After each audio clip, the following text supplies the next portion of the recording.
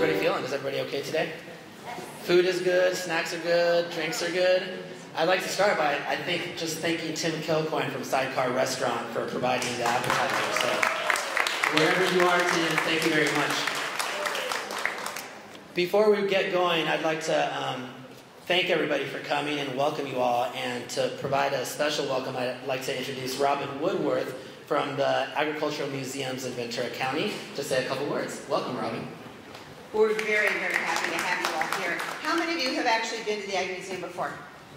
Oh, good. That's wonderful. How many of you have been to our main museum in downtown Ventura? Fantastic. Wonderful. Well, as you know, or as you may not know, the Museum of Ventura County is really one big museum with two locations, and we're going to be 100 years old next year, which is absolutely amazing. So this is our new baby, and we are so proud of it, and we are so happy to be aligned with agriculture because it's how we all started here in Ventura County 100 years ago or more like almost 200, I guess, when we count the mission and the fathers growing grapes. That was the first crop. But thank you very, very much for coming. We have information about all of our programs up in the front. If you're not a member, you should be, because we do some really fun things. Last weekend we just had a fabulous dance troupe in here, and we do films and music and programs, and education for kids is our next big thing that we want to do too. So again, thank you for coming, and enjoy the rest of the afternoon. Thank you, Eric. Thanks, Robin. All right, so let's see who's in the room right now. How many of you are actually conducting agricultural education? Raise your hands. All right, look around. We got a good bunch of you. How many of you are growing food as farmers? Raise your hand. All right. How many of you growing food as gardens or garden education type programs? All right. Any school administration in-house? Excellent. Thank you for being here. And what about elected officials or policymakers? Mr. Gonzalez. We welcome you, Henry, our agricultural commissioner. So my name is Eric Cardenas. I am the facilitator for the Ag Futures Alliance in Ventura County as well as in Santa Barbara County. The Alliance Network is a statewide network in California looking to engage diverse stakeholders in agricultural communities around the critical issues affecting agriculture and really trying to establish open lines of communication to effectively address those critical issues facing agriculture. So we have diverse voices at every roundtable, from farmers to healthcare practitioners to school districts, environmental organizations, food justice groups, all gathered around with the intention of protecting and preserving agriculture and agricultural viability. And as you can imagine, that takes a very diverse group, since most people are not farmers. And in order to protect ag land, you can't just rely on farmers, you need the entire community involved. So that is the intention of the Alliance Network. The Ventura County Ag Futures Alliance was the first in the state, and there are now 10 alliances from San Diego in the south, which is our newest, to Fresno in the east, to Sonoma in the north, and everywhere in between. So it's a very powerful and growing network focused on protecting agricultural lands and agricultural viability. We are here today. In February, the Ag Futures Alliance of Ventura County held a summit at the Camarillo Ranch. Were any of you at that summit? Raise your hands if you were. This was the first public summit that the Alliance had held in 5 or 6 years, really looking to engage the community again around issues of agricultural food production and agricultural viability. And the intention of the February summit that was held a few months ago was to gather people around and talking about the importance and value of local agricultural production. So we talked about local food purchasing, food programs here in the community, food access, food and health. And from that, as you'll hear from Alise, who's going to follow me, a couple of really critical things came out. One of them, and this was voiced across the board by a lot of our growers, was we need to talk about agricultural regulations and regulations that affect the agricultural community. This is nothing unique to Ventura. That's something that we hear all over the state and all over the country for that matter. But that was a very consistent response that we heard. So one of the Ag Futures Alliance committees took that and said, all right, how are we going to focus on ag regulations and regulatory burdens? So they held a forum, they held a listening session, we call it, to hear directly from these farmers and growers, what are the problems, what are the concerns. And so now this committee, the Land Use Committee for the Ventura AFA, has taken that and they're developing some programs around furthering that specific piece around regulations. The second thing we heard, and again, Alise will walk through this in a little more detail, is the broad-based need for ag education across the board.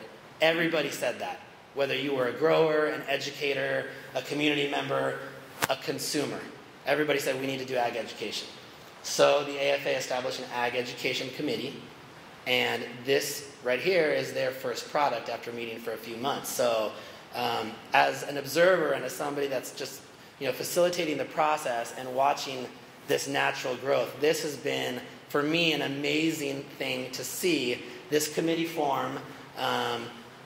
Again, take the feedback from the summit and say, let's do something. Let's respond to what the community is saying. AFA did that on the regulatory piece, and that continues. And now this ag education piece is like the second component. So with that, the intention here, Alise will talk about it a little more, is to engage, connect, and from here see what our next steps are as the Ag Futures Alliance, one, but as a network of ag educators in this county. I will turn it over to Alise. Before I do that, I'd like anybody who's in this room who is a current member of the Ag Futures Alliance to please just stand for 1 second so people can see who's here. So John, Amy, Henry, Brian, Mary's one of our committee members. We got Krist in the back. So can you please, Christina right here, can you please give a round of applause to our current AFA members? And then I'd also like to acknowledge our past AFA committee members who are here. Is anybody a past AFA member? Could you please rise also? Karen Schmidt, Phil McGrath, Chris Sayre, John Krist. We have a bunch of people in the room, so please acknowledge them as well. And with that, I would like to, again, welcome you. You're going to see me popping up and back a little bit, kind of making sure this process continues forward. This is a power session. It's jam-packed. There's not a lot of time in between, so let's try to hold tight. I'd like to thank Wells Fargo for helping us put this on. Again, I'd like to acknowledge Tim Kilcoyne and Sidecar for helping us with the food. Amazing, and thanks for coming. I'd like to introduce Alise Echele, the chair of the Ag Education Committee.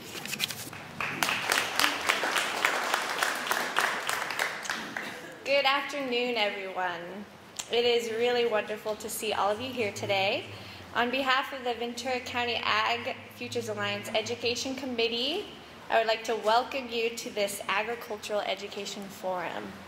I hope you're enjoying the delicious appetizers catered by Chef Tim Kilcoyne. Feel free to enjoy the food and drinks throughout the forum. So feel free to get up, have a drink, and come back. It's pretty informal, and we want you to feel at home. As Eric mentioned, I'm the chair of the AFA Education Committee, and this committee worked hard to plan and coordinate the forum. The AFA Education Committee, please stand when I call your name to be recognized. Ann Gromlich,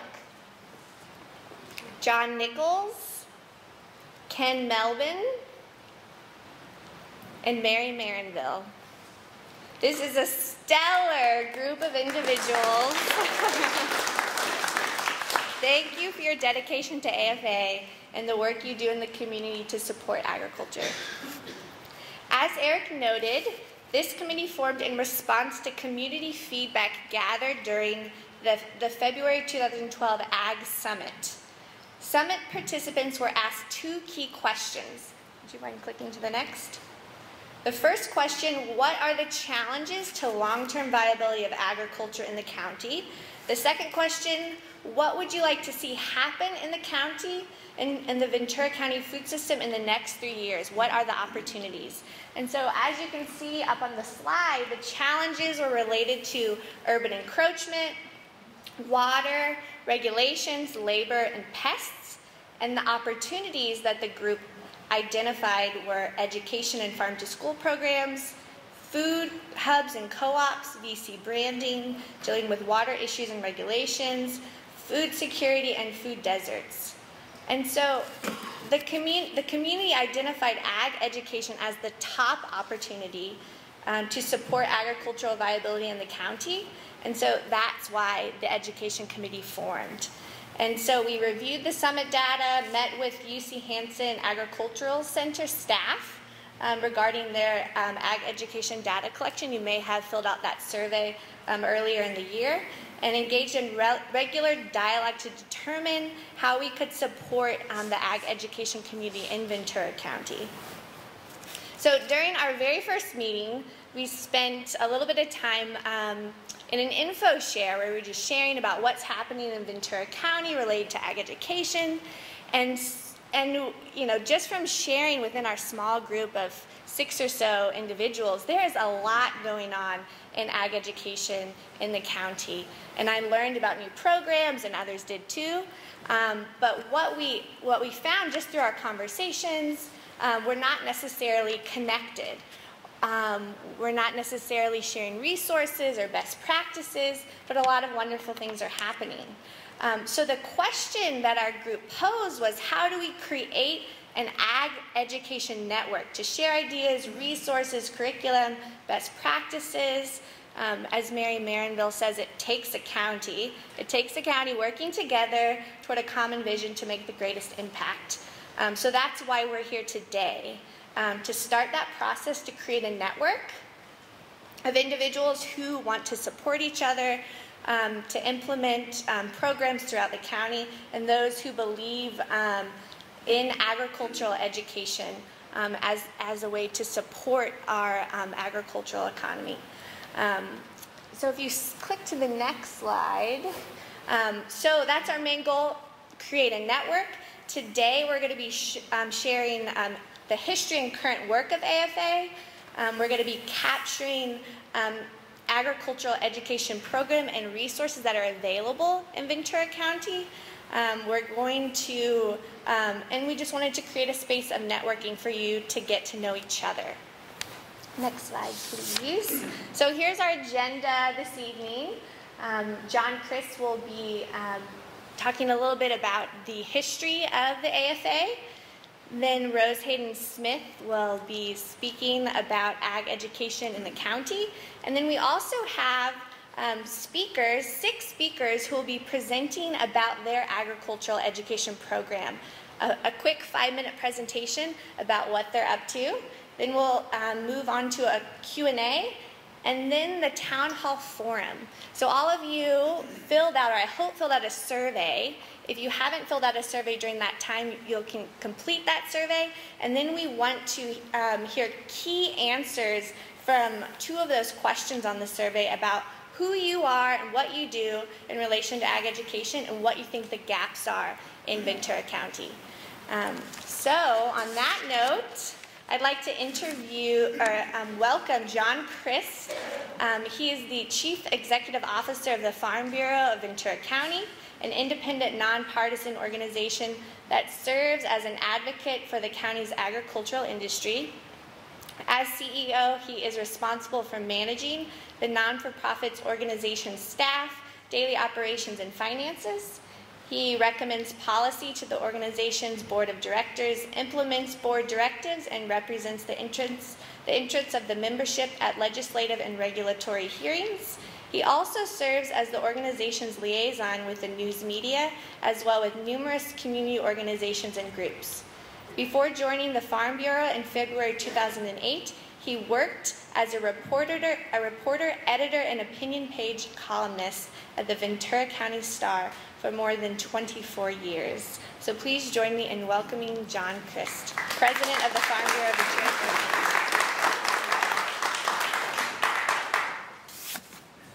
Thank you for the wonderful introduction.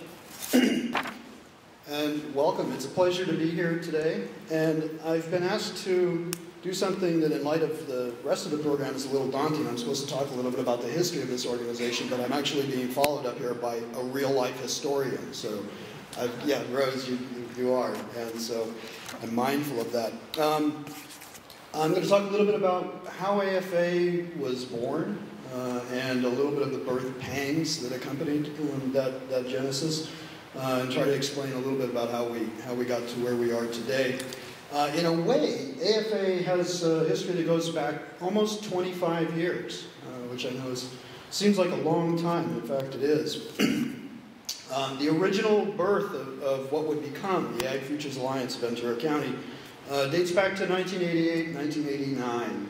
The county issued a grant, an economic development grant, intended to help various sectors of Ventura County's economy deal with new challenges to their vitality and viability. And so they established a number of industry, what they called industry clusters, and extended some grant funding and asked them to do some brainstorming, come up with a plan for how to deal with the changing environment that they found themselves working in. The Ag Industry Cluster was specifically formed to develop some kind of response to help Ventura County's agricultural industry address the challenges of globalization, which at that time was just coming on everybody's radar screen, and urbanization, which here in Ventura County has been on everybody's radar screen for quite a long time.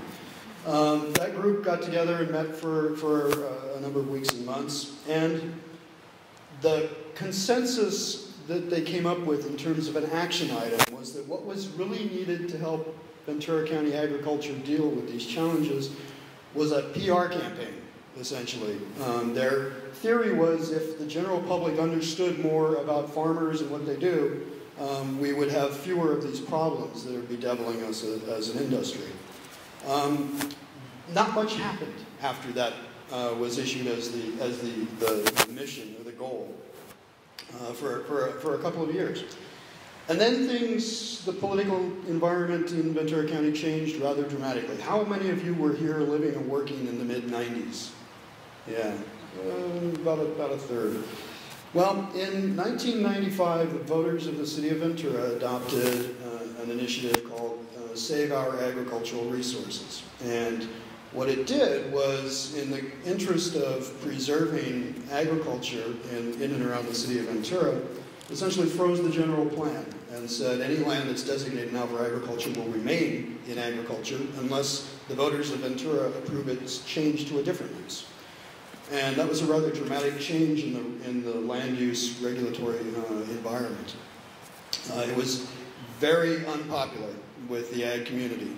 The ag community banded together with the development community and fought this bitterly and lost. It passed in the city of Ventura and then it went county-wide. And we ended up with SOAR initiatives of one type or another in 8 of the county's 10 cities, plus the unincorporated area. The ag industry realized at that moment that this wasn't just about public relations. They had a more fundamental problem that they had to address. And as one person put it at the time, we don't have a public relations problem, we have a relationships problem. We need to be talking to the folks who live next to our farms and helping us all understand what's going on. So that re-energized that industry cluster. They hired a facilitator, Michael Demick, Ag Innovations Network, and began developing a more comprehensive group that would basically be a mechanism for conversations among all the different interest groups in the community, environmental activists, anti-pesticide folks, labor advocates, social justice people, and all the rest. And it would all be organized around a set of shared principles, ideas, and policies and practice, how we will all talk to each other about these things. And it was dedicated to sustaining agriculture in Ventura County in perpetuity by providing a forum for resolution of these conflicts before they would erupt into all-out battles. And it got added impetus in 2000. This was in 1999 that this began. And in 2000, it really got energized, catalyzed by probably the worst pesticide drift incident we've ever had in Ventura County history. We had a citrus grower apply Lorsban to an orchard right across the street from a middle school, and it drifted onto campus, and Lorsban's a bad chemical. So we had people exposed, and they got sick. AFI had already been up and running and had been successful enough in establishing these relationships that instead of litigation resulting from this, through the cooperation that AFA made possible, and the environmental advocates and the ag community joined together to propose legislation, which a local lawmaker carried in Sacramento that successfully passed the legislature, giving ag commissioners, such as Henry, added authority to regulate pesticide use in their schools. And it was a great example of a win-win kind of thing. Yeah, no, I'm right at the end here. So 25 years ago, those people were kind of onto something. It is about public relations in a sense, but they just had it a little bit too narrow. It wasn't just about PR. It was about telling the story of ag, but not just to voters and elected officials. It had to be explained to everybody. And today, we realize that that message needs to go to all age groups, not just the adults and the people who vote. You start with children in elementary school. You go on into middle school. You talk to them in high school and in college. Eventually, they become adults and they become consumers, which are voters of another kind. They vote with their food purchase dollars. And that's more than just public relations. That's education. And that's why we're here today, to talk about that. So with that, I'm going to turn this over to the next speaker, Rose Hayden-Smith, who has worn many hats in her long career. She's currently leader of one of the University of California's 5 statewide strategic initiatives. She's the leader for the state of California in the Sustainable Food Systems Initiative. She also is a former county director of the UC Cooperative Extension Office here in Ventura County. Has overseen the 4-H program, many other things. And as I said, she is a historian. She's a PhD in history from UC Santa Barbara. I can't call her Dr. Rose, though, because Rose and I actually have known each other since we were both undergrads. So somehow, yeah, you just don't come off as Dr. Hayden-Smith to me. And that, I won't say how long ago that was, but it was before the internet, before cell phones, and you can do the rest. So with that, Rose, our keynote speaker.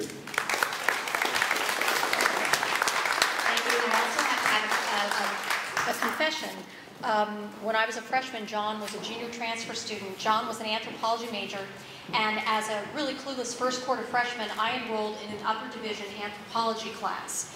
And John bailed me out, and I still learn from him every time we sit down and have coffee.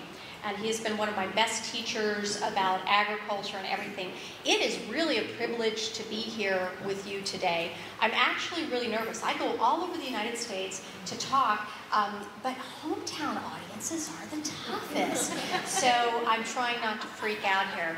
But I did bring some PowerPoint slides with me, but not very many. And so a garden for everyone, everyone in a garden. And you have to understand that when I say gardens, I also mean farms. Because, if you look at the relationship between horticulture and agriculture, agriculture is basically horticulture writ large. And I believe that for agricultural education, gardens are good, although ideally, I'd like to have every person on farm. But I didn't actually make this up. Once the internet was invented by Al Gore, I found this, and this is actually modified from a government logo during World War I. That was a garden for every child in a garden. And that was actually in the United States, the first federally mandated curriculum in the United States was gardening, and it occurred during wartime.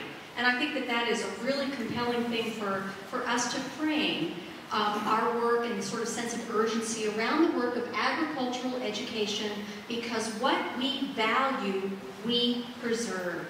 We have a good thing going here. Okay, so next slide would be good. Thank you. Food politics, a 7-plank platform. I just sort of, it's election season. I'll frame this like food politics. And so there's a tractor with a flag. Next slide. So, my first plank of agricultural education is that food is fundamental. We all eat. We're all stakeholders in the food system. I'm very interested in what farmers do because I like to eat. It transcends all differences, cultures. We participate, many of us, in local food systems, regional, national, global food systems. And, everyone likes to eat. Food culture is important. California and Ventura County, really unique. We play a really important role in national and global food system. And I think that, sometimes we forget how much we produce here. And when I go around the nation and talk with people about the kind of agriculture we have in Ventura County, and the kind of innovation, and the kind of support, they're blown away. And we're very well known across the nation for what we do. So next slide. So my second platform would be, or plank in my platform, would be all hands to the hoe. And by that I mean that I think agricultural education should involve lifelong learning. And it should be from the youngest age all the way up. And we should be targeting everyone. Of course, I think youth are very, very important. Our relationship to the land as Americans is really special. When Americans, when we came over here and we immigrated and created this nation, part of it had to do the way we framed our national language with the abundance of the land. The idea of a new city on the hill, and how abundant this land was compared to some of the older sort of played out soils of Europe, and the idea of agricultural expansiveness. And also the very important role, if we look at the founding fathers and mothers, the very sort of important connection that they had to agriculture. So I just read all this wonderful stuff about George Washington, and when he was off fighting for years and years, in the American Revolution, he was writing these letters home and having correspondence with his family about his farm. And he and Thomas Jefferson, they were communicating and educating, because farmers were the first agricultural educators in our nation, and they still continue to be our best agricultural educators. Farmers are it. So I think that, again, ag education is a really interesting part of our national culture. I'll give you as an example Abraham Lincoln. In 1859, he was campaigning for president. He was at the Wisconsin State Fair, because state fairs go way, way back, because state fairs were a form of agricultural education. They weren't about Ferris wheels, they were about ag education and sharing knowledge. So Abraham Lincoln told this group of Wisconsin farmers that an essential ingredient of American liberty was the ability of every citizen to be able to cultivate a plot of land no matter how small.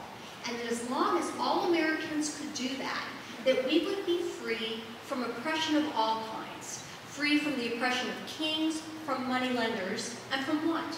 And that was very important to him. And what he did in 1862 is he did 4 legislative things that had an enormous impact on agriculture in America. One of the things he did was he passed the Moral Land Grant Act, and that was to create across the nation in each state a public higher education system to focus on agriculture, so that American agriculture would be the best in the world. Agriculture, the mechanic arts. So think about this. At a point in time when it wasn't even certain that the Union was going to win the war, the president just breathtakingly optimistic and says, this is the most important legislative thing I can do. 50% of the population were farmers at that time. It's breathtaking. It's optimistic. You have this University of California system here today as a result, and every state in the Union has these land grant institutions. He signed the Railroad Act. He did the Homesteading Act. He created the U.S. Department of Agriculture and made it a cabinet-level agency. That is astounding. So when you go to the USDA today, I was there 2 weeks ago, and you go to the Witten building, you look at what it says about our national character. We have our federal agency for agriculture on the National Mall, which is the land that is the most sacred to us as a nation. It's where we celebrate everything that is civic and value-laden to us as a nation. And that is where our agricultural agency is. Only federal agency on the mall. And guess what they have there now? They have a garden called the People's Garden. And it's run by USDA staff as volunteers, and Master Gardener volunteers, and youth, 4-H youth members. And it's right on the wall. And you can walk through, it's open 365 days a year. I think that says really good things about the importance of ag education to our nation. So we go to the next slide. I like Abraham Lincoln, by the way.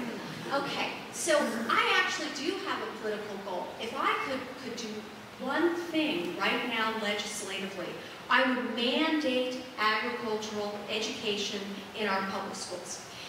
In World War I, we had something called the United States School Garden Army through the Bureau of Education. And it specifically equipped urban and suburban youth to cultivate food, because food production on the home front was being viewed as being vital to national security. I would argue that it still is. It still is. So, you know, you mandate agriculture education, you improve science achievement. I think right now, for us with agriculture education, this is a Sputnik moment. It's an opportunity for us. Growing the next generation of farmers. You know, used to be everyone farms. Now it's a very, very small percentage.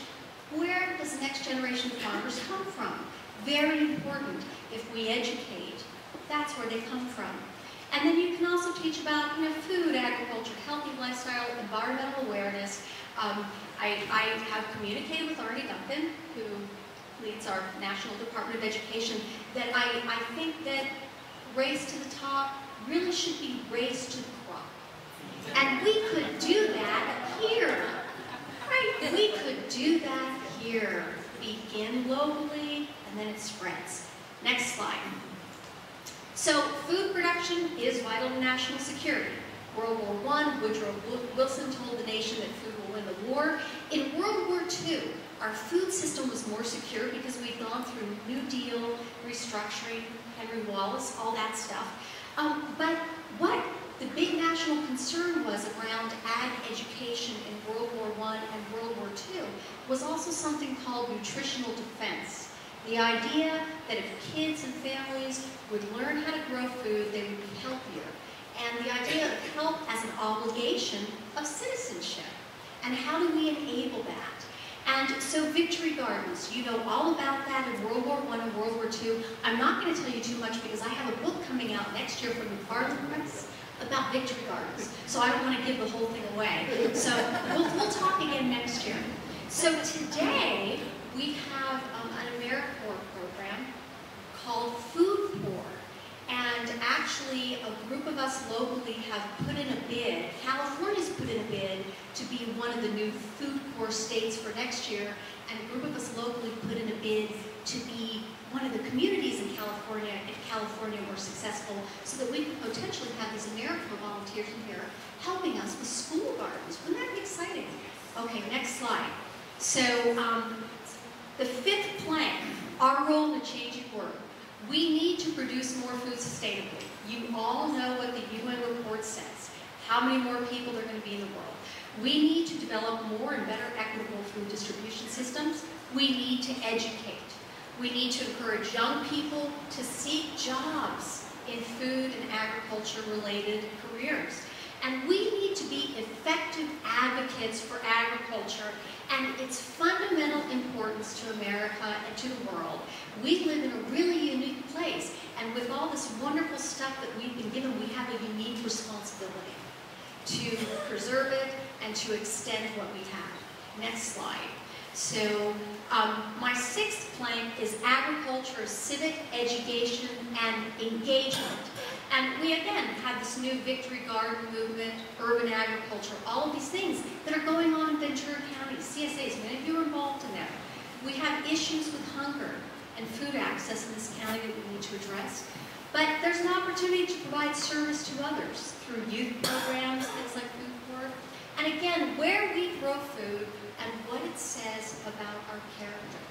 And, you know, in the public places where we grow food, and what we can build together through food projects, food-based projects. Agriculture builds community. And when I look at the history of our communities here in Ventura County, most of our philanthropic and civic organizations are really rooted in the shared interest of agriculture and the prosperous farmers sharing back with the community. And that that's a tradition in this county. Next slide, please. So I've got a couple of little slides for you. Uncle Sam says garden. Uncle Sam still is saying garden. And this is a really cool poster. If you look at it, the interior, it's the shape of an American flag. This is from World War I. Okay, next slide. I can't do anything without showing a World War I poster. This is actually a picture from the White House garden. I was there 2 weeks ago. It's my second visit to the garden, and the first time we got to see the dog with his Secret Service detail.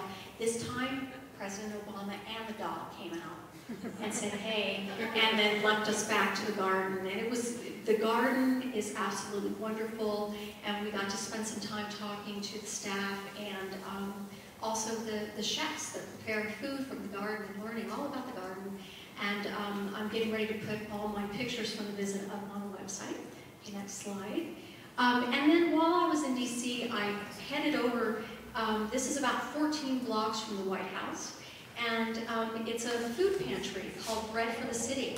And they got a new building 2 years ago. They got a grant to build a new building, and they constructed it in such a way so that it could actually bear the weight of a garden on the rooftop. There are 2 tons of soil on the rooftop. It was pretty cool.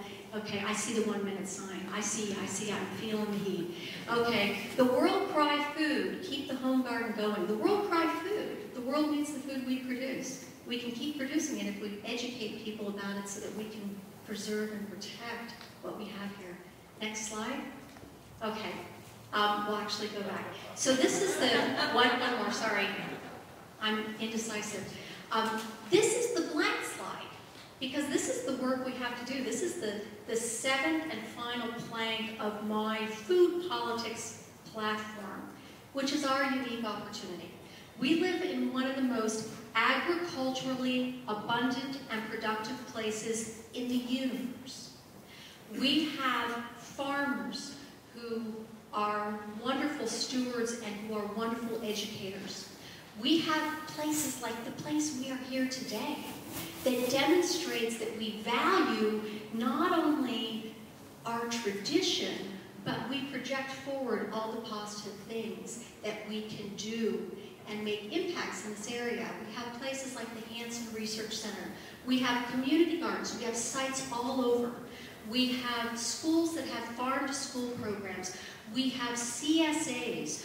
We have farmers like Chris and Phil who do education and do local things and correct what you do and all the education you do. Again, we have everything here. What we need to do, I think, is figure out a way to connect and organize all the pieces and the dots so that certain people are tasked with some things and other people tasked with others so that we can cover the whole range of ag education, measure our impacts, and show that through public-private partnership that we can create a model for agricultural education across the lifespan of a human and demonstrate and create that model so that the rest of the nation could follow us. And that's just sort of what I think.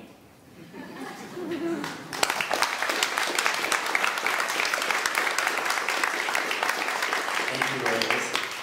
Wow, so this is why she does what she does. Food as part of our heritage, right, as part of what our country was founded on, and really ingrained as part of our culture as Americans. Food as part of our national security, right?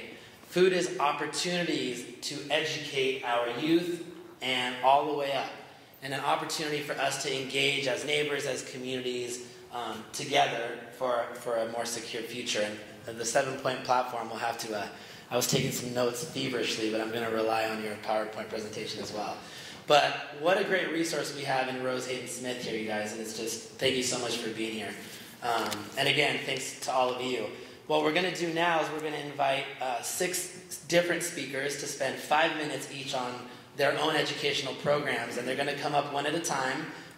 They'll speak to their specific ag education programs. They'll sit back down after each of them speaks, and then once they're done, we'll get them all to sit up here and we'll have a 10-minute question and answer session at that point. I will ask this question right now. Is it too dark in here? Should we get a little more lights, or are we okay? It's okay? The cameraman is saying, more lights, more lights. But the people have spoken, so I think we're going to leave it dim for right now. I'm just going to run through introductions of our 6 speakers all at the same time, and then I'll invite them up one by one. So we are very lucky to have Mr. Craig Underwood, who many of you should know by this point, founder and farmer of Underwood Family Farms, currently farming in Moore Park and Somas. You've probably heard about the farm tours that he hosts and the U-Pick operations that happen on the farm there, bringing thousands of people a year through this farm. And when did the farm tours start there? 2000. 2000, so 10, 12 years of farm tours. That's a lot of people going through and getting a direct hands-on education. And what better way to do it than on the farm and by picking food, right? So Craig Underwood is going to start us off. Leticia Sandoval is a volunteer, has been a volunteer with Community Roots Garden here in town since its inception 3 years ago. She recently joined the Community Roots Garden staff as an interim garden coordinator. The 1-acre site in Oxnard, is it still in Oxnard or have you guys moved? It's still in Oxnard, so doing community education through gardening there in Oxnard. Eric Hummel, Community Ag and Ag Programming and Curriculum Development for Oxnard City Corps. Eric develops community service learning curriculum for the City Corps project, again based in Oxnard, articulating diverse, experiential, and academic learning outcomes. Currently running school garden programs, food and food production programs, engaging youth in and around Oxnard in how to grow food. Steve Roth, teacher of environmental horticulture at Balboa Middle School in Ventura Unified School District. Steve is a science teacher and used to run the garden club during his lunch period. Principal asked if he could step it up and expand the club. They created a new elective, and this elective, environmental horticulture, is now in its 3rd year and continues to grow in popularity. And we have Dr. Don Rodriquez, Associate Professor and Chair of the Environmental Science and Resource Management Program at Cal State University Channel Islands. Is Dr. Rodriquez here right now? I know we have a timing issue and he's going to try his best to get here. But the department there has recognized the critical need for secondary ag education in Ventura County, so the department is now developing a greenhouse, developing ag-based curriculum, and that's growing in popularity as well. So you see this in the schools, you see it in the universities, you see it in the inner cities, right, where there are, quote, food deserts, and everybody is getting involved in food production, and that's what we love to see and encourage. Our final speaker, Mary Maranville, who is part of the Ag Education Committee. Many of you know her for her farm tours and her classroom-based ag education projects, again, involving thousands of kids on a yearly basis on how do you grow food, getting them out to the farm and really putting a more public face to this concept of food and food production. And Mary has recently started a new nonprofit called Students for Eco Education and Agriculture? CAG. So she'll talk to you a little bit about that. So, 6 amazing speakers coming at it from different angles. We're going to start by asking Mr. Craig Underwood to come on up and give you 5 minutes of his time. So please welcome all of our speakers.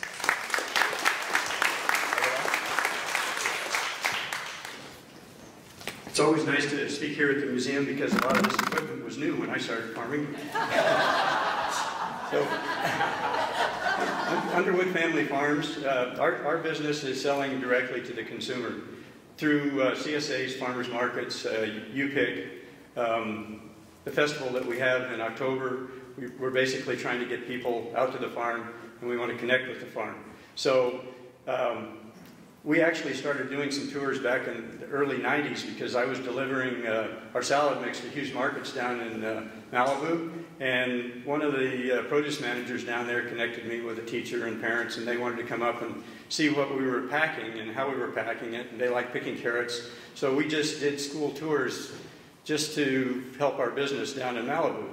And then when we moved up to Moore Park, which was in 1994, we started the U-Pick operation there, and then in 2000 we took over the Animal Center, and it was a natural thing to start doing school tours and birthday parties. We're really trying to create new customers as well as hopefully getting kids to be more comfortable eating fresh fruits and vegetables, seeing where it comes from. And, you know, it's kind of a joke that kids think that their food comes from the supermarket. Well, it's really true. That, you know, when you ask them questions, that is where they think it comes from.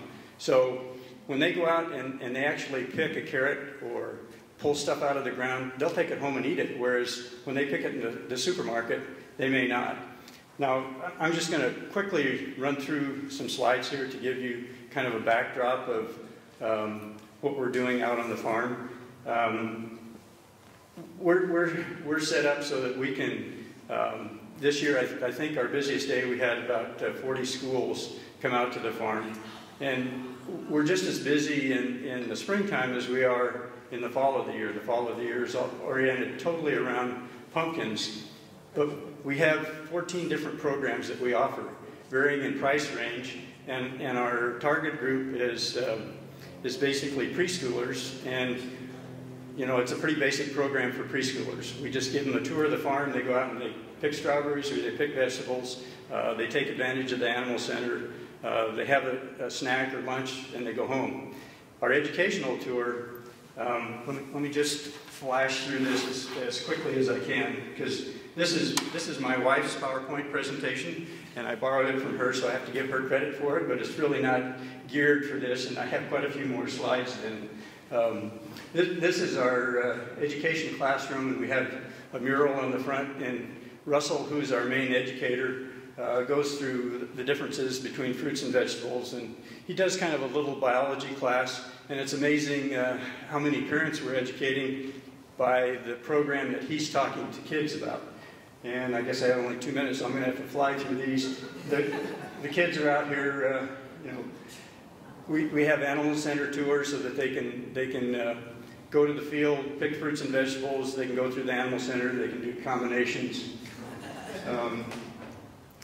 What we're trying to do is entertain while we're educating, because we're really we're in a commercial business. We're selling education, so we have to not only meet the curriculum that brings the teachers out, but we have to make sure the kids have a good time and that the parents have a good time when they're out here.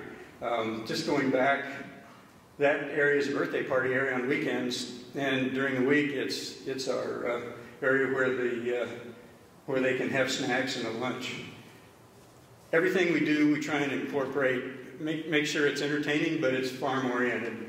You know, it's real easy when you start talking about entertainment and trying to make sure people are having fun to maybe divert a little bit.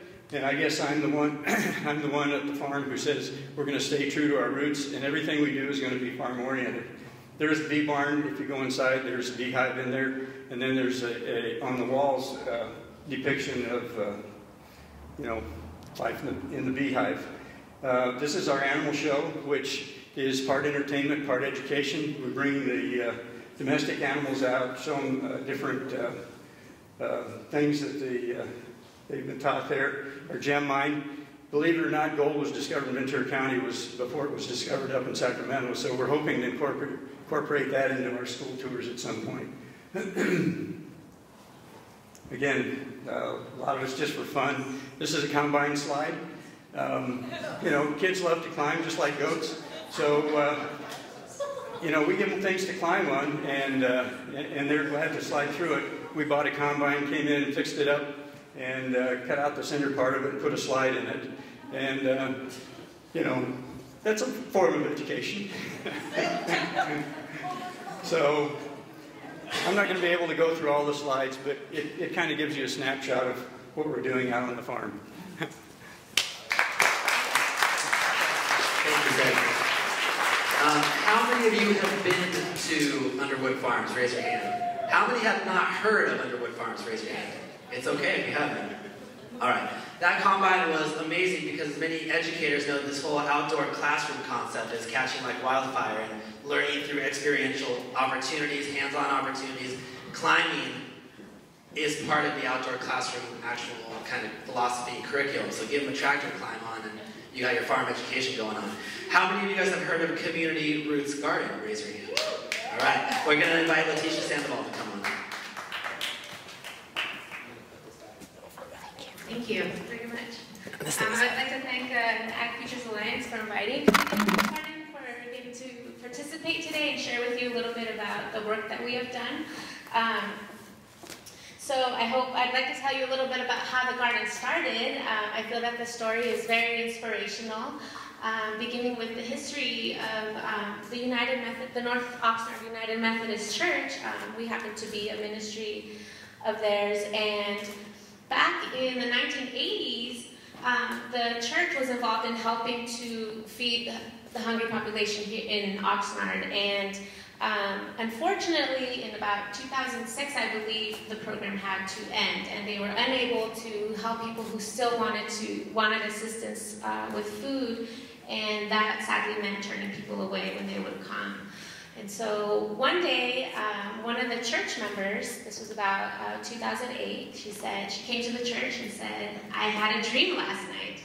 And what she dreamt was that the church was going to be able to feed those who were hungry in their community. And very clearly in her dream, she felt she was being told that that would happen through a garden on the property of the church. Would you mind sitting the next slide? And so what happened from then on, community members came together, church members, landscapers, horticulturalists came out, and we began to, and actually I was part of that plan, which is very exciting for me. We were able to begin work on a garden, which now has been thriving for 3 years. And our main mission is not only to provide the harvest to those in need, but to empower the community to grow their own food, and also to build a thriving community amongst ourselves. Because as, Rosie was saying, what we value, we preserve, and I feel that uniting a community will help us to maintain it and take care of it, not just the land, but of each other. And I feel that that has been part of the success of Community Roots Garden. Next slide, please. And so our target population for Community Roots Garden has been at-risk youth, primarily the Oxnard City Core youth, which actually Eric is going to be talking about.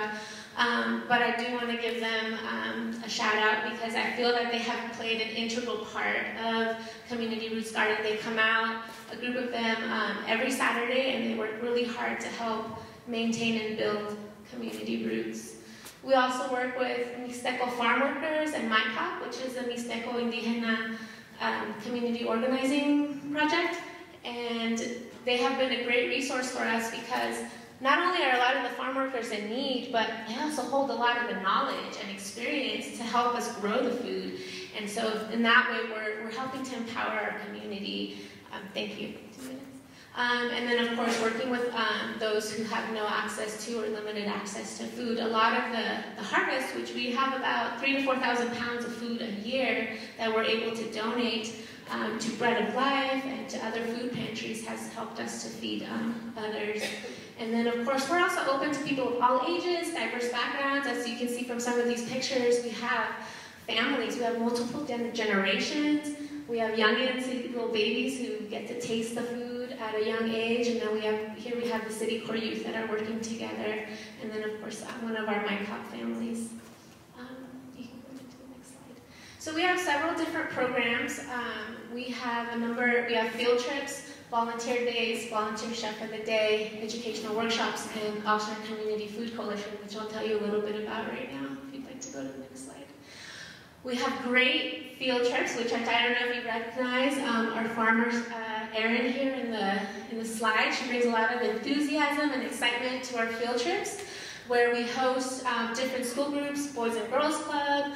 We have other groups that come by, and what we do is we provide garden tours. We teach them about worm composting, taste testing, planting and harvesting, and we also host healthy cooking demos where they get to harvest the food and then prepare a healthy snack that they can taste so they can see the difference between the stuff that they're eating and what is possible for them to stay healthy. Next slide, please. So our garden work and our play days, as I said, those are held on Saturdays and also on Wednesdays. And that is when we have the City Core youth, community members, and special groups come out. And that is just a day from 9 to 12 when people come out and we have harvesting, planting, we also have cooking, which I'll talk about in just a minute, but sharing of knowledge. So many people come to the garden already with the experience and background to share with the others. Next slide. And our Volunteer Chef of the Day program. This is a program that was started by one of our volunteers when she didn't realize that a lot of the youth, when they come to the garden to help work, they haven't eaten, they haven't had breakfast. And so this was a great way to provide as a way of appreciation food for our volunteers, but also to feed them as well. And so you can see here, I don't know if you recognize Alise here, helping to make bread. And then a wonderful, beautiful picture of some of the feasts that we're able to enjoy from the harvest that has been picked. And what it is just community members sharing with our youth how to prepare healthy, nutritious meals. And then, of course, we have our educational workshops, which we offer. We have a number of workshops such as Composting 101, Container Gardening, Seed Saving, to help educate our community members if they're not already knowledgeable about these kinds of things, but also it's a great way to bring the community together. And we also provide those workshops. We've been able to provide these workshops to help other community gardens that have started in the city of Oxnard.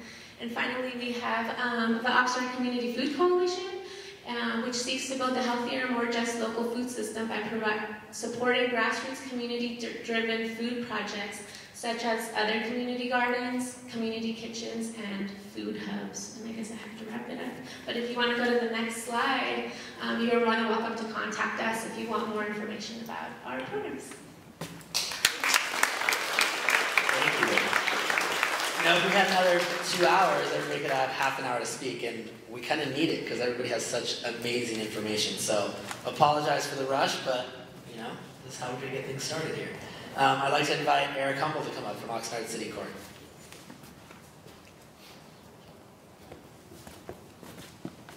Hey, good afternoon, everyone.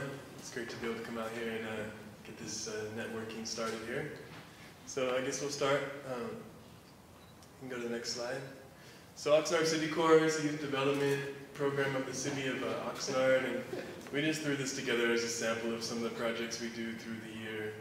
You can see we're pretty diverse, engaging the youth in the community to build kind of their engagement in the city, their learning and their development through doing all kinds of projects like putting on events like the Multicultural Festival, things like that. So you can go to the next one. Helping out with the GIS mapping project of the city, and this one seems to not work. Oh, it's slow. So just some of the extent of the youth that we work with and how they how it reaches out into the community. We have about 260 youth that come throughout the year and are considered members, including staff and the youth themselves who are from 14 to 24. And you can see the kind of the impact of their involvement in serving all the different, okay, go to the next one, all the different members in the community. So getting into the gardening, how do we do garden education and agricultural education?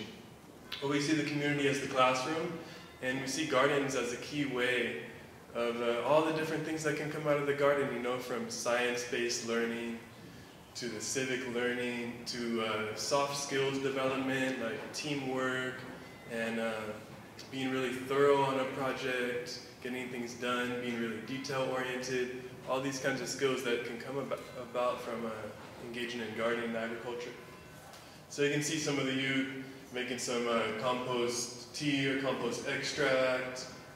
Here's a community garden that we helped start. We're a key logistical force in the city and helping start new community gardens.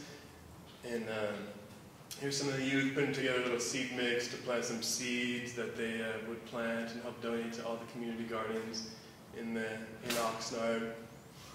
And so, yeah, you can go to the next one. So we installed the irrigation for the Camino del Sol community garden, which is a 1.5 acre garden in Oxnard, right off of Highway 1.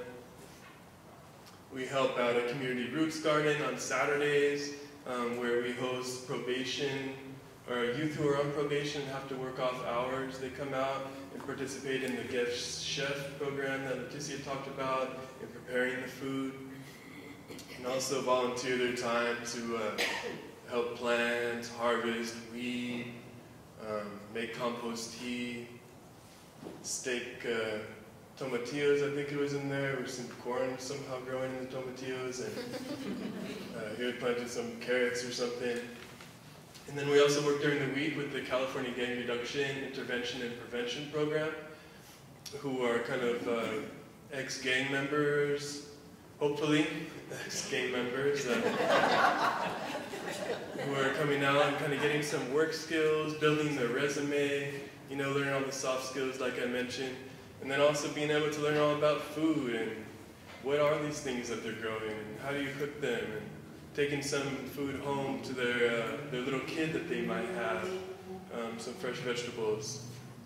And then we also have summer programming during the summer with the junior high and high school youth who come out a couple times a week to kind of engage in all the activities that are offered at Community Roots Garden. So Community Roots Garden is a key place that we really tap into to meet a lot of outcomes. All right?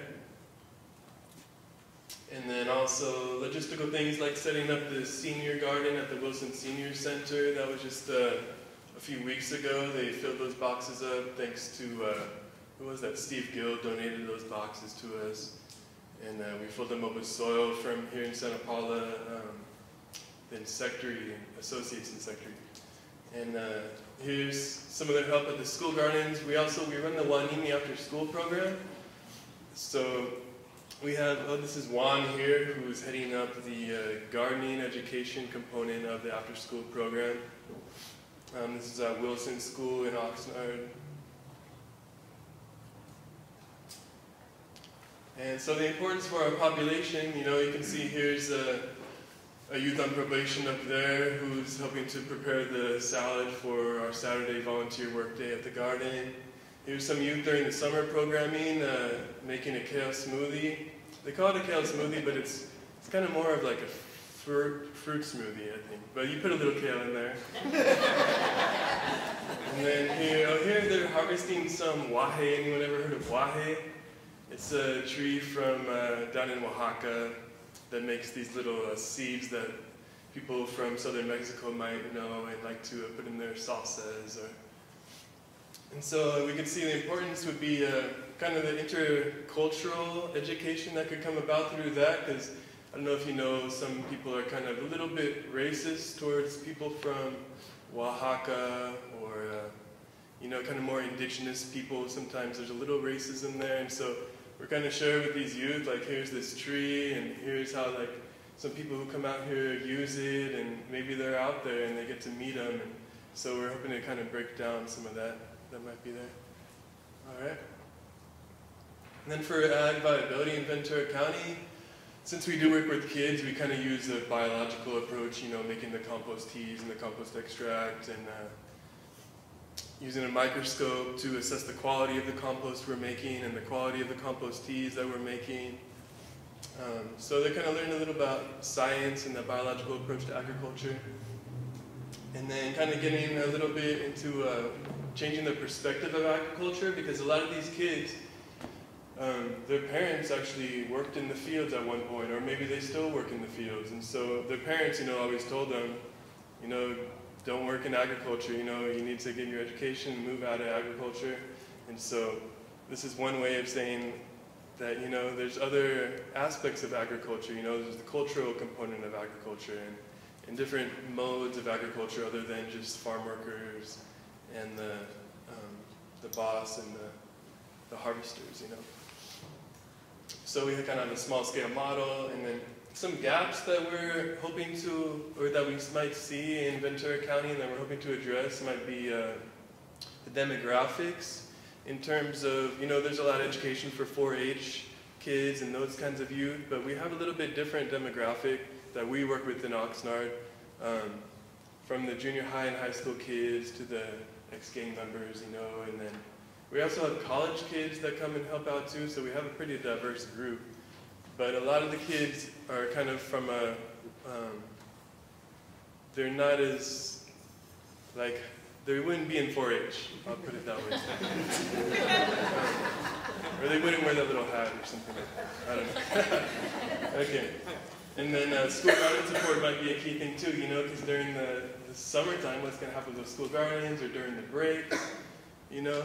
So we do offer that kind of support to kind of keep the gardens going in the downtimes, maybe even over the weekend, going and keeping little seedlings growing that were just planted. So we do offer that kind of support. And I haven't noticed any timekeeper, but I'm assuming that. Okay. Well, that was it. It was right on time. All right, now we're going to invite up Steve Roth, educator, horticulture, science teacher, middle school science teacher. Yep, and a math teacher this year. So I'm teaching 2 periods of math, 3 of science, and 1 environmental horticulture this year. I taught 2 last year, but budget cuts. You know, they're reducing the electives in our schools right now. So it's the unfortunate circumstances we're in. So my name's Steve Roth. I'm at Balboa Middle School, so some of you might be alumni. My class is called Environmental Horticulture. Go ahead to the next slide. This is a new elective. It's in its 3rd year. We service about 127th and 8th graders. It's a combination class. It's a science-based, hands-on, outdoor learning classroom. I'm in the classroom just Tuesdays and Thursdays, and I try to get outdoors Monday, Wednesday, and Friday. So they're outside about 3 hours a week. It's about 50-minute class time. It's an opportunity for the students to learn the connection between the food on their plates and the environment from which it came. I really emphasize that, you know, when they're out there in the garden, I do mini lessons nonstop out there. This is, you know, have you guys ever seen lettuce growing in the ground, and what does it look like in a grocery store, and how is it different, and that kind of aspect. It's a first-hand experience of what it means to prepare, plant, and farm. I try to keep it organic, and we, you know, talk about weeding and reducing the insects in our garden, and without using pesticides and chemicals. Okay. This is the beginning. The first year, we started off with a big plot of ground on our property that was basically a junkyard. It was all the leftover desks and parts from around the classrooms, and we cleaned that out. We had some old bins that were already out in the garden, and we had boxes donated that were old food boxes from Food Share, so we filled those. We had a donation from Agriment. They came and dumped a huge pile of amendment, and the kids had about 2 weeks of work with shovels and the wheelbarrows filling those up. So that was a great learning experience on basically how to set up the garden. Our first 2 years we were working with watering cans, and then last year we got a water system hooked up, so that it's reduced a lot of our work, so it's great. We have clay soil, as you can see from that last slide, so the kids are constantly you know, digging and learning how to use all the tools. We spend the first week of class learning how to use the tools, not how to injure each other. We've had only 2 stitches experiences in the last 3 years, so it's pretty good. So, okay, good. The students in my class are learning gardening basics. They learn botany, because I come from a science background. I like to throw in soil science and chemicals and chemistry. We break down the soil. Garden habitat, we're right below a bunch of trees where red-tailed hawks are nesting. So those are our friends. They actually attack the gophers, and we find skeletons every so often, so it's kind of cool. Composting and vermiculture, we have Paul Vasuvic coming from the city, and he does his Dr. Roth from 3rd grade, except he upgrades it to middle school level, and he does the composting in my class. He teaches them about that. We learn about worms and how to do that. We are also involved with the cooking and healthy living skills and the Healthy Schools Project, which every Thursday I have a guest teacher, Rose Wagner, coming to my classroom, and she does the the cooking in the classroom or how to eat healthy. And we also are doing the food of the month is our responsibility. So our students have the honor of delivering all the strawberries or the tomatoes to the individual classes, so they get excited about when that happens. We learn about harvesting, propagation, processing. Maranville sets up a field trip to the Libanera, and we actually get to take the kids out and see what really happens out there. I talked about careers in agriculture. They really want to know about the salaries that are available in the future. Fundraising for class of charity. We do a lot of food harvesting and donate that to Food Share. Okay, that's our Libanera field trip, and we have guest speakers. I try to get as many guest speakers as I can. He was a worker he owned Nopalita Nursery, and he came in. We planted a whole section in our garden, and we learned about landscaping and using California native plants. Okay.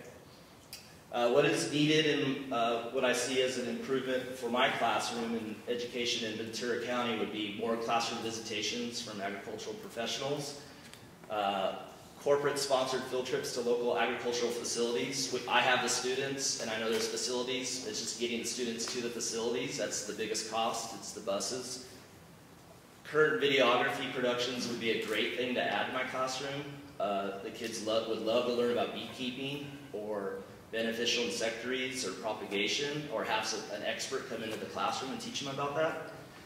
I would love to see more of a connection between the middle school and the college level, going through high school all the way to DC, and actually showing the kids what's offered out there when they get to community college or to the university level, and what careers they could pursue if they're interested in it. Okay. And I just want to thank you for your time. Those are giant zucchinis that grew all summer, and the kids were all happy when they came back in the fall. They saw they're not very edible, but and then those are just some eggplant things. And that's the first year. You can see in the background all the junk piled up. So we were just that was the beginning. Now we built a greenhouse and things like that. So thank you very much. Thank you. Let's see, is Dr. Don Rodriguez here yet? No. All right, so we're going to go. Oh, he is. Come on up. Oh, you're on the spot now. All right, thanks for coming. We're going to welcome Dr. Don Rodriguez from Cal State University, Channel Islands. Well, don't clap yet. I don't have a PowerPoint, so I just prepared extensive notes on what I was going to say today. Mary asked me to come and share a little bit about the university and our perspective in terms of agriculture. And so I wanted to tell you a little bit about it, if you didn't know already. We are celebrating our 10-year anniversary this year. Long, rich history in this community. No. Struggling to kind of find our niche, actually, in the community. And the university was founded with kind of 4 mission pillars around the idea of interdisciplinarity, working across disciplines, and that's something that we can do pretty well because we're small and nimble. And we've done a lot of that with respect to research and engaging the community. We are also focused on international perspectives and multicultural perspectives, as well as community engagement. And so using those 4 mission pillars as kind of the driving force for the kinds of things we do, my program, I chair the Environmental Science and Resource Management program at the university, and we are, people ask me, what is an environmental scientist? And I tell them, well, it's a biologist, but without the personality. And we do a lot of work in the community. We've kind of adopted a community-based research model where we're looking for community partners to do some of the work we do. And our expertise lies in the area of restoration, ecology, protected area management, watershed management, and land use planning kinds of things. So that's kind of who we are in terms of our disciplinary focus, but working interdisciplinary approaches to address issues related to the watershed and issues related to land management in general. So that said, agriculture becomes kind of the 600-pound gorilla in the room, right? It's a huge part of this community, and yet we are not directly engaged with agriculture. And it's a bit of a frustration for me in that we don't have those kinds of disciplines that serve agriculture directly. But working towards that in terms of how we're kind of moving in the future, we are set to start a new program in 2014, a Master's of Science degree in Coastal Sustainability. And wrapped into that then is my hope that we can engage the agricultural community around sustainable practices and issues related to that. We are about 5,000 students right now at our 10-year anniversary. We have 100 full-time faculty, which is a pretty small group. 300 part-time faculty layered onto that. But looking at developing disciplines in hydrology and areas like that that could, in fact, directly serve the ag community. And agriculture education may be a big component of that as well going forward. We do have different faculty that have specific interests related to agriculture, and one of our faculty members is here today who has direct relationship with agriculture. He's a biologist by training and an entomologist. I guess you could call yourself an entomologist, don't you? Works very much with pollinators and is developing a program right now that I think could be pretty exciting. You want to talk about that? Sure. I'll just give you a couple words from this spot right here. My name is Dr. Ruben. I'm a biology professor, and I'm actually trying to develop a pest control advising certificate program out at Cal State Channel Islands. We already offer about half of the courses leading up to the certificate program, so students can actually take the state exam.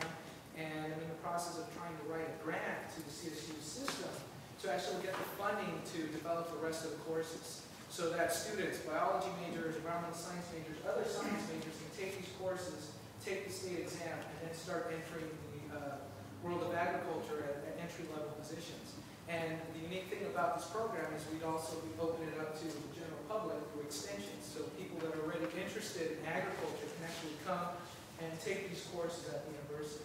So at this point, we're looking for people in the agricultural industry who are interested in this. I think this is a really good idea that we need these types of courses and programs here to step forward and maybe write some letters of support, letting the university system know that we need these type of higher level education courses and programs taught here in Ventura. So I'll be around and have some business cards if you're interested in helping support us. I'd really appreciate it. And along those lines, I've also recently gotten some grants and working with Dr. Ben Faber from UC Cooperative Extension. We're going to be doing some pollination studies related to avocados, and I'm also going to be expanding into looking at other new crops, blueberries, and other things to get students, undergraduates involved. So as we grow, and in fact I have to go tonight because we're recruiting new faculty as we speak, as we grow and create more of a critical mass on the campus, I'm excited about the future collaborations and the potential of engaging the ag community much more directly. I think with our future Master of Science degree, I'm thinking that we could bundle a few courses in a certificate type program that could be tailored to the ag community around practices, sustainable practices, that kind of thing, where growers and people in the ag community could get more versed on environmental compliance, regulatory compliance as a function of agriculture, just doing business in the ag field. And so with Ruben's help and other faculty, my hope is that we can start to create more of a critical mass that addresses, will never be a Cal Poly, will never be a Pomona in terms of that type of thing, but around the perimeter of agriculture, I think we could maybe serve this community in some positive ways. Thank you. And last but not least, Mary Maranville, come on up. I don't like microphones. Hi everybody, thank you for coming. I am the person that was cyber stalking you, inviting you to come tonight, so thank you so much.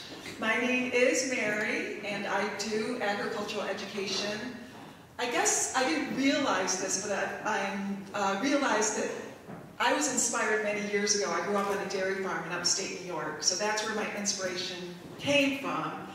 And when I first started doing this in 2008, I went and talked to Rose, I went and met Susanna, and how we all define agricultural education is very different. There's so many different people in this room right now.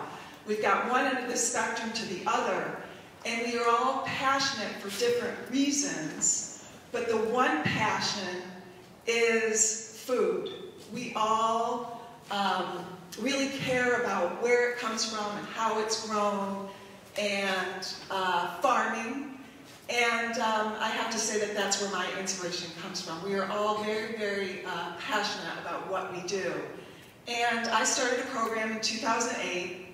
And what I have found that works for me, because like I said, we all define agriculture differently, I wanted to give children the curriculum and teach them, connect them to their food source from field to their table and all the steps in between, to give them a really reality-based experience. So the first part of my program is going into the classroom and giving them the basics. What is agriculture? Who is connected to agriculture? And they all look dumbfounded. Agriculture. And then I said, who here eats? And they all laugh. And they all say, I eat. Well, then you're connected to agriculture. And from there, I give them the basics, the parts of the plant, pollination, the top 10 crops that are grown in Ventura County, and who grows those crops, and nutritional values of those crops. And then from there, I bring in fruits and veggies in and hold them up, and you would not believe how excited they get when they see broccoli in the classroom, or oranges, or lettuce.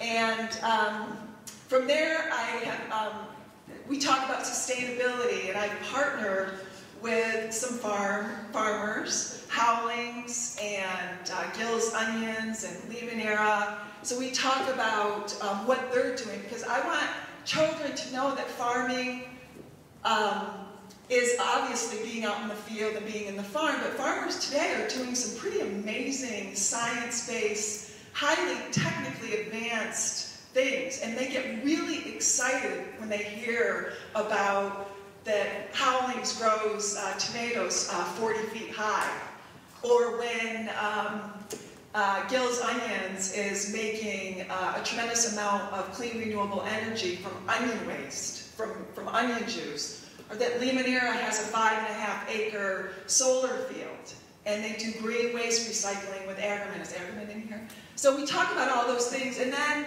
I realized very quickly in the beginning of the program that I had to get them out of the classroom and bring them to a real working ranch. And like I told you, I want them to, we go through the process from field to their table and all the steps in between.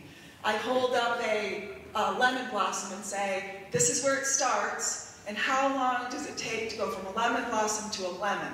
And they have no idea. They say a week. I say, Limonera wishes. 2 weeks, no, 9 months to a year. They have no idea. And in that time, it has to be watered, it has to be fertilized, it has to be mulched, the trees have to be pruned. And I just really want them to understand what it takes and what all you here in this room do to get food on their table. They have no idea. They do think it's grown in the grocery store. And now you're spraying the veggies. Bonds and Albertsons and Roth, they're spraying vegetables. They think it's grown in the grocery store. It's amazing to me. So then I'm very lucky that I have a great partner in Leaving Era, and that we can go from the field and I can take them through a historic packing house, so they see all the different phases, because they think it gets picked, washed, put in a box, it goes to the grocery store. No, there's a lot of steps in between. Lemons is a little different. Citrus gets to, they can store that for longer periods of time as opposed to tomatoes, which has to get shipped right away. And I know I have to end, so classroom visits, field trips. I saw 2,300 kids in classrooms last year and 2,500 at the farm. And if you don't think that those 2 little visits don't leave an impression, when I go on to a school site and they've seen me a year or 2 years ago, they remember that they were at, there's that farm lady. So they remember. And it does leave a huge impression on them. And I just also wanted to tell you that my program is curriculum science-based. I try to adhere to the core standards. Teachers like knowing that. And the state of California is also realizes how important agriculture is. There's 16 EEI units that the California State Department of Agriculture, or State Department, the California Department of Education is endorsing that talk about from field to table, how agriculture affects the economy, and those, you could put up that slide if you want, there's 16 EEI units. EEI stands for Education in the Environment Initiative. And then the last part is me interviewing farmers every month. I go to a different farm because I wanted to stay in touch with the teachers and make sure that they know that I'm still around. You go into the classroom, you go onto a farm, and then you lose touch with them. So I do a monthly newsletter called Farmer of the Month. So that's it. Thank you.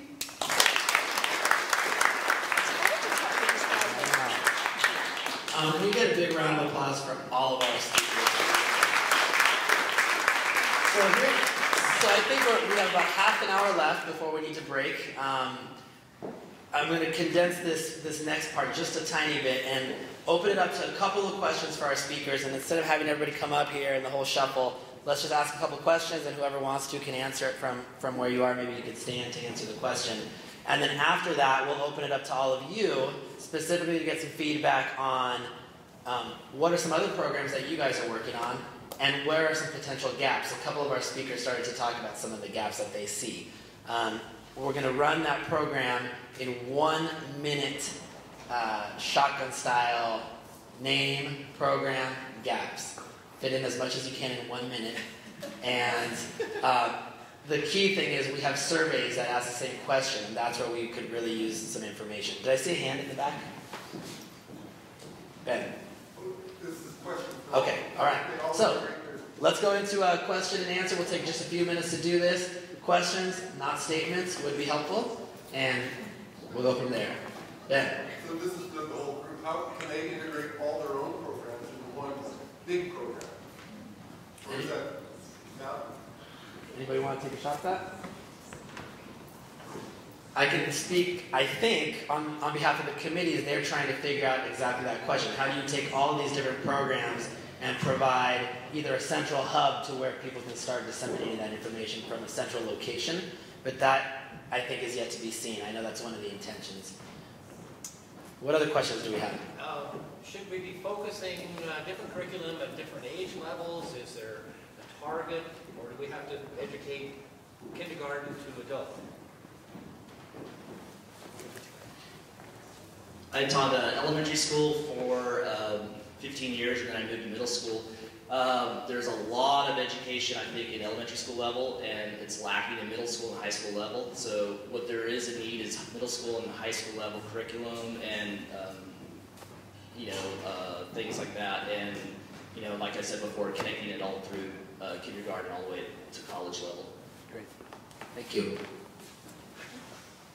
I'd like to add also extending that to the community, not just through school, but also beyond that, because within our community, the more that our community knows and is able to share, the better we're able to feed and thrive together. So I think even beyond that. Thank you. Other questions? Other questions? Wow. That makes this part easy. Maybe you guys get a minute and 15 seconds. Yeah, one more. So I know Ventura has the Healthy Schools program, and how did that get started, and how can we get that in our schools here in Sandoval? Ventura Unified School District? Anybody want to take that? Alise? So the Healthy School Project is funded by the Network for Healthy California, and those funds come federally from the USDA. And so keep an eye out for the ability to apply for a grant through Ventura County Public Health next year, because they will be funneling all of those funds and subcontracting out to schools, community-based organizations to do that sort of program within the county. So there are funds available, so connect with public health. But it is grant funded because there aren't funds, in the school system right now to support that sort of work. And this is a great opportunity to connect with people like Alise and others that are doing it even after we're done here, just so you can get some of that specific info. Other questions or thoughts? Okay. Well, then let's do this. We had 6 speakers up here talking about their educational programs. And there are others of you that are running your own programs or are part of your own educational programs. And one of the questions the committee wanted to find, and again, this was referred to earlier with UC Hanson Trust doing the survey of ag educators to try to identify what was happening in the community. Same question is being posed by this committee. So we wanted to open it up to anybody here to just give a quick word on your program, what are the services you're offering, and see if there's any gaps that you've identified either today or through your experience.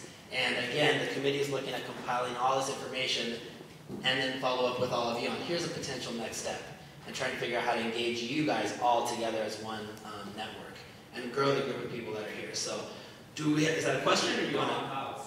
All right, so again, your name, education program that you run or participate with, and what's the gap? I'm Paul Chenet. I'm the superintendent of the Sandoval Elementary School District, and I happen to come from an ag background, so that's a good thing. But my big question is, and from the standpoint, is we have pockets of teachers that do particular things, however, throughout the curriculum. And so our biggest gap is, a lot of the teachers don't know what they don't know. And so they don't know how to teach ag education. They don't know how to teach ag in the classroom. We have a couple here that do it. And so my big question is, how do we provide the training to the teachers so that we can provide a curriculum that's integrated with the standards? And you know that I love your standards, but they're changing in 2 years. And so we're going to Common Core standards, which are national standards, and they may not connect as nicely, but they probably will.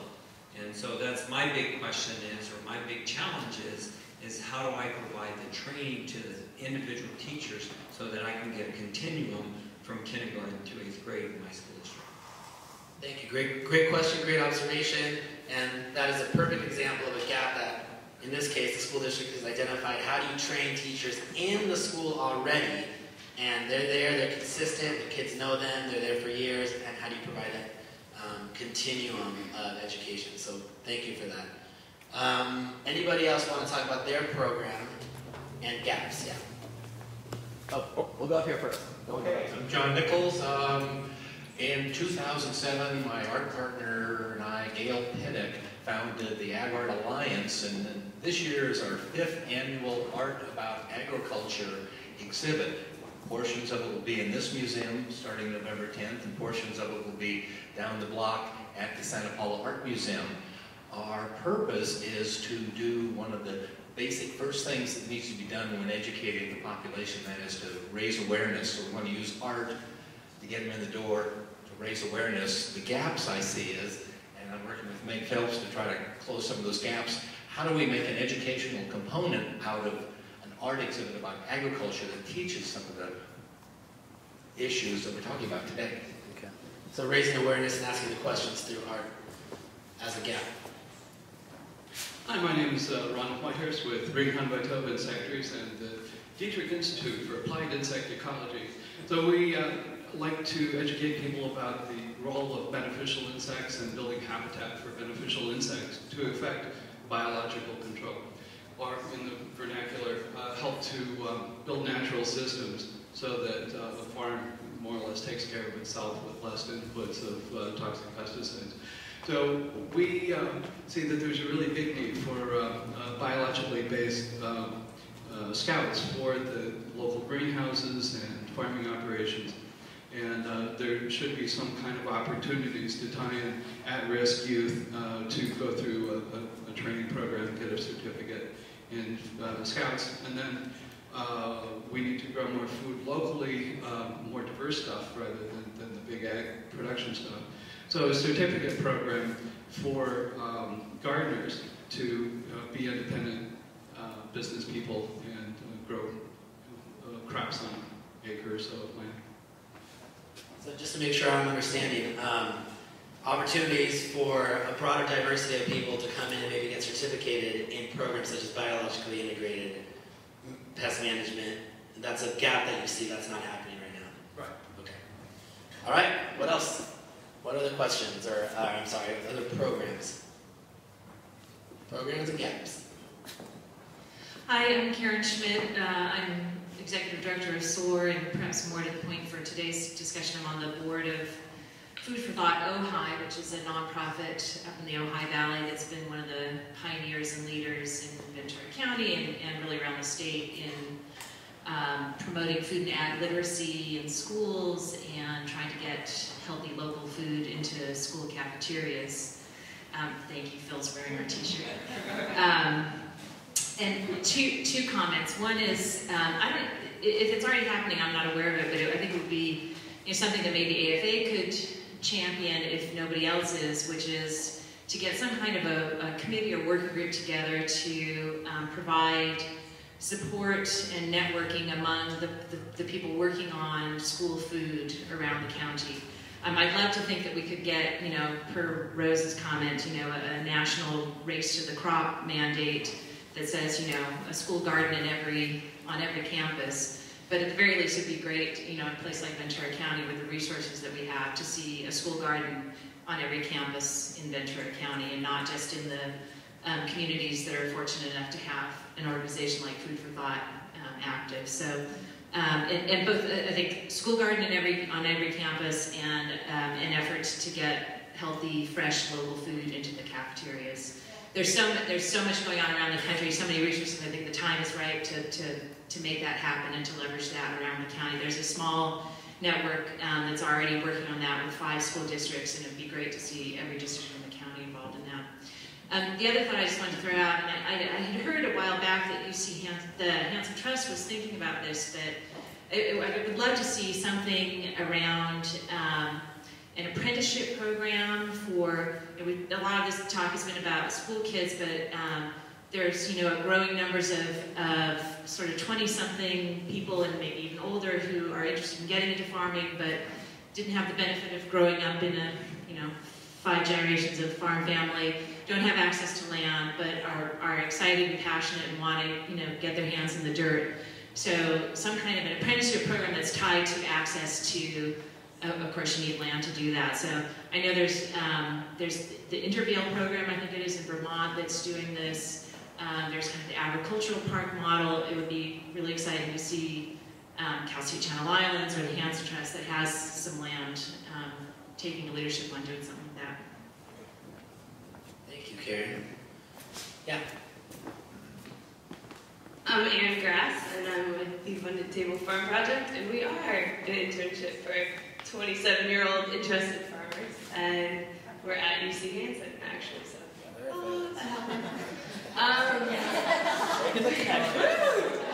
But for me, I think that something about a gap would be the language barrier, and part of our farm team are Spanish speakers, and transitioning farm workers into farmers, people talk about who's going to farm our land.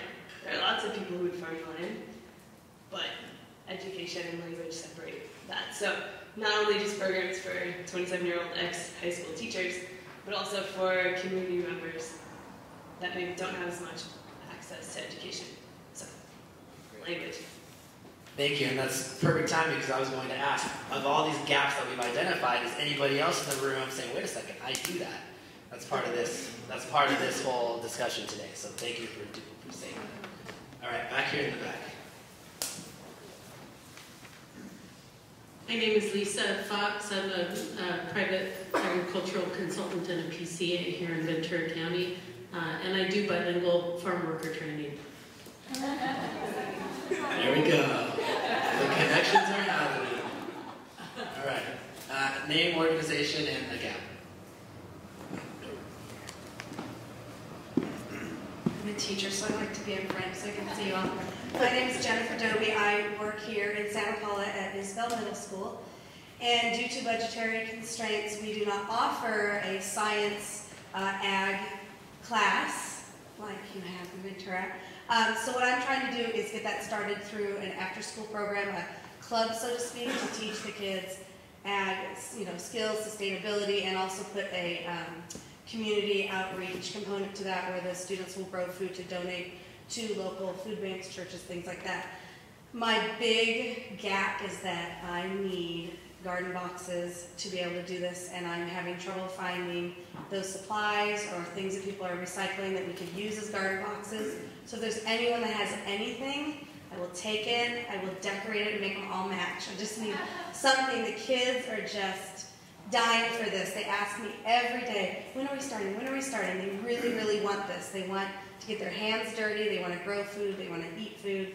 They want to find out about everything that they can do with this land that we have here. So call me, email me, knock on my door, it is done. So she has the demand, but she does not have the garden boxes. So those of you who are looking for garden boxes, one resource you might contact are your local citrus packing and avocado packing houses. At the end of their useful lifespan, they retire lots of those big 1,000-pound fruit capacity plastic fruit bins. They wear out, and then it's a disposal problem for them. So park one of those and then you unpave it, fill it with dirt, and you're good to go. Awesome, thank you. But now you just got to paint every one of those nice, bright colors. All right. Katarina Friesen, and I'm at Community Roots Garden. I've been helping some groups in the community to start their own community gardens in the Oxnard area. And we've worked with a retired farmer before, Tom Wilson, but we're really seeing the need for advisors for these community gardens that are getting started and for knowledgeable teachers who can come and share and help with these gardens that are getting started in the area, school gardens as well. So that's a big gap, and I've been looking a lot at the LA Master Gardeners website and talking a lot with them down there and seeing what they're able to do with their Master Gardener program, and I'm wondering about maybe it's through a Master Gardener program here at the Hanson's Agricultural Center. Maybe there's other opportunities for other kinds of retired farmers or other experts around agriculture to come into the urban areas and help us with their education efforts. Thank you. To add on to that one, the Master Gardener program would be awesome if it was offered after 3:30 and then teachers could get there, because right now it's offered, I think, during the afternoons for mostly retired people. So if I could go once a week and learn how to be a Master Gardener and add to my curriculum, it would be a great thing to happen. It's a timing, and it's an access issue at the end of the day for a bunch of people. Yeah. I'm Dave Green, and I'm with Agriman, and we're a sustainability partner for many of the local growers as well as the cities. We transform green waste into compost. This year we were fortunate enough to deliver almost 60,000 tons of compost to our strawberry growers. And through those proceeds, we're able to do a lot of educational programs from elementary school all the way through adults. And we are usually every year completely overrun with requests to help the community. We try to do as many of those as we can. So one of the gaps that we see is some kind of sounding board or place to put all those requests so that we could strategically try to get to everybody that we can. So Gotcha. that's a need that we see out there. Would you see that as an online resource where it's kind of like a bulletin board on the internet? All right. That's been talked about in different ways, so that's great to hear that. I want to ask if any of the growers or ranchers or farmers in here would like to say anything, thoughts, needs, gaps. Hi, thank you. I'm Monica Howling. I'm with Howling's Tomatoes, and I've recently got involved with Mary. And starting in December, we're going to be doing field trips for schools twice a month. So I just want to open that up to if there's any teachers or faculty that want to come through that we could put together a few times a year to teach them as well. If there's other students, field trips that, you know, we can get this started to try and teach these children what to do. So feel free to get in touch with me. I've heard a couple of things. You know, one of the things was, all right, there's kids and teachers that want to take people to farms, but they don't have the resources to necessarily do that. So how do we bridge that gap? I've heard over here that there's these growing programs and farming programs set up, but we need teachers. We need farmers maybe to be the apprentices, or not the apprentices, the teachers, right? So that could be an opportunity. I'm trying to think of how do we engage the entire growing community in this county, whether you're a gardener or a farmer, because one of the, you know, again, from the summit that we had in Ventura, one of the big things across the board, even from the growers, was the need for education. So how do we get the growers in our community involved at any level? And if anybody has thoughts on that, I'd love to hear it. Any other gaps identified or services being offered? Yeah, Leticia.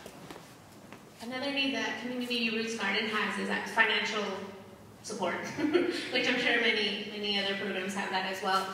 The community garden organizer position that I hold right now is an interim 6-month position, and we're trying to fundraise to be able to keep that going.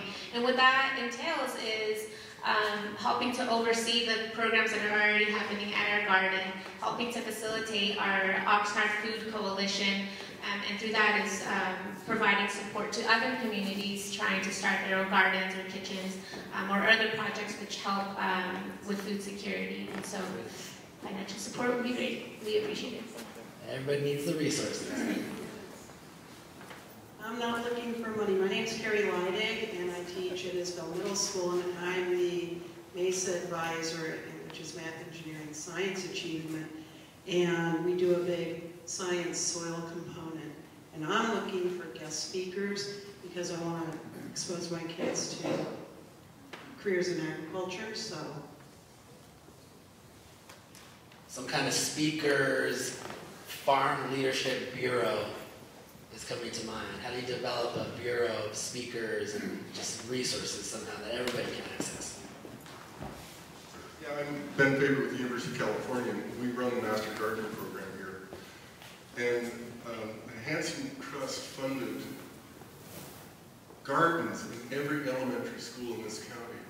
And the bulk of them have failed for lack of supervision, lack of turnover of teachers and so on. So it really takes a dedication on the part of an individual who puts their heart into it and shepherds those kids. John, do you remember how many gardens were funded? It was in the 70s and 80s. Yeah. And we have master gardeners. They do training. They come into schools and speak. We just have to call them, the Ventura County Master Gardeners, University of California. Thanks for that, Ben. That's a huge resource for educators, for anybody that's doing this stuff. I mean, these guys are your go-to, or they should be your go-to place to start in these because they do this every day. Anything else? All right. Yeah. I do have one deep breath.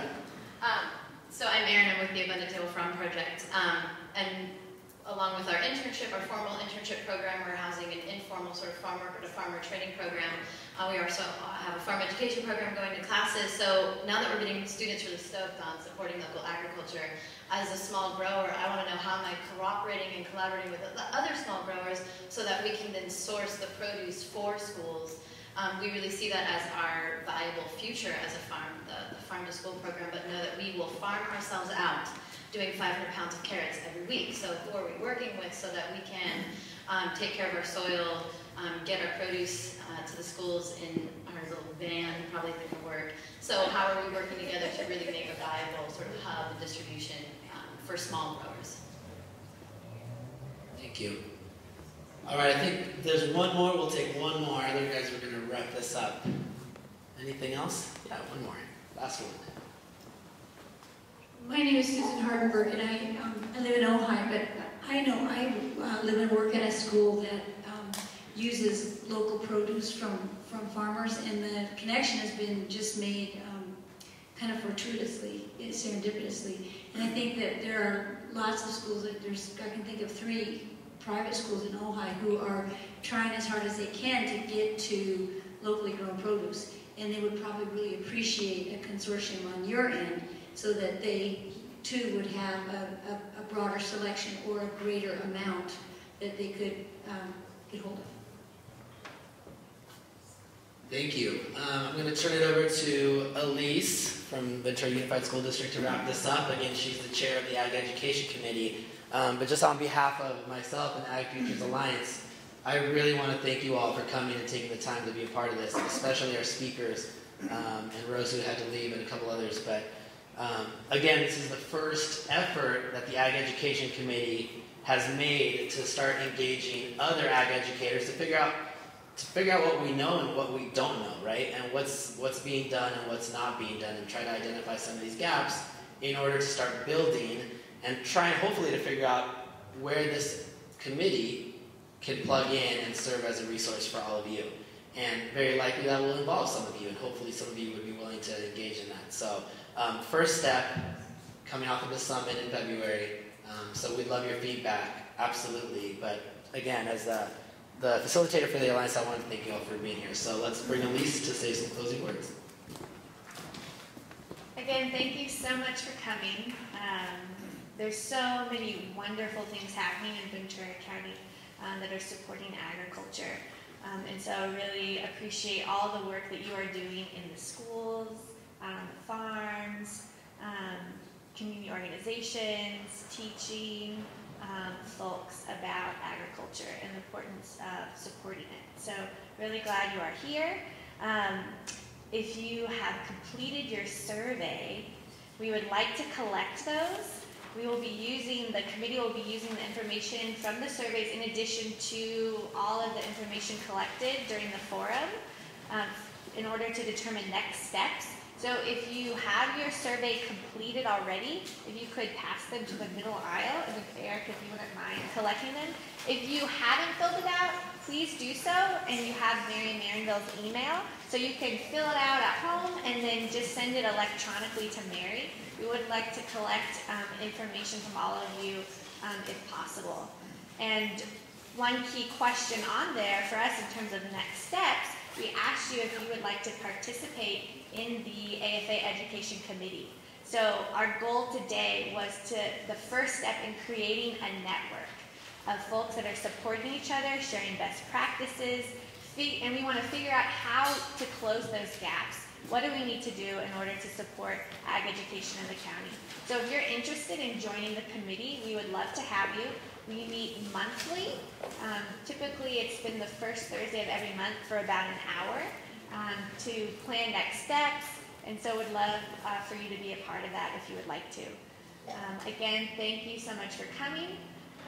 And we look forward to hopefully seeing you again sometime soon as we work to build a strong network here in Ventura County. And I also would like to again thank Chef Kilcoyne for providing the delicious food. If you haven't eaten anything, please do so. I still see some goodies out on the table. Help yourself to some drinks. Feel free to mingle around. And also, if you would like to help us pick up the chairs too. If you would like to do that, we would very much appreciate your help in cleaning up. So again, thank you so much for joining us, and have a great evening.